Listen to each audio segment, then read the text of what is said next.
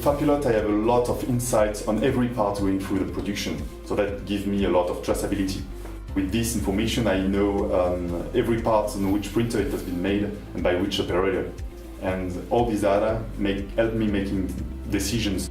I can go back to sales and management to know how advanced every part are in their project when they're going to be shipped to the customer. The nesting tool of Fabpilot helped me optimize the batch every day, the production. This tool uses a lot of algorithms to try to process more parts and doing dense batch, lowering the P8, so reducing time and material, and so reducing the cost. We often receive files from clients that we cannot print.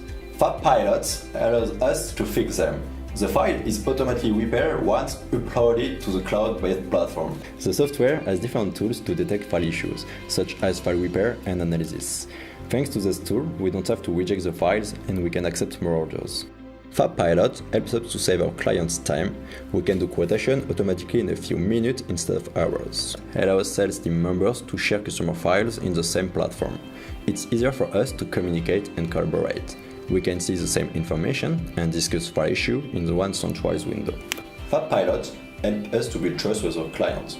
We know exactly where the product is in the production process, and we can communicate this information to our clients.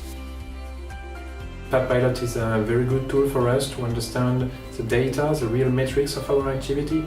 And for example, with this software suite, we can really track and monitor what we print, when we print it, so the success rates and the failure rate of everything. So Fabpilot is really helpful for the business. For me, the reporting and data access of Fabpilot are very important. Traceability, historical data, and things that help me understand the overall success rate of our factory. You know, in this business, it's very hard to know if things are really successful or not. So we have to be sure that we track the right data, and when we track the right data, then we can really know that this printer is working, this printer is not working, and this overall customer case is a very good customer case or not.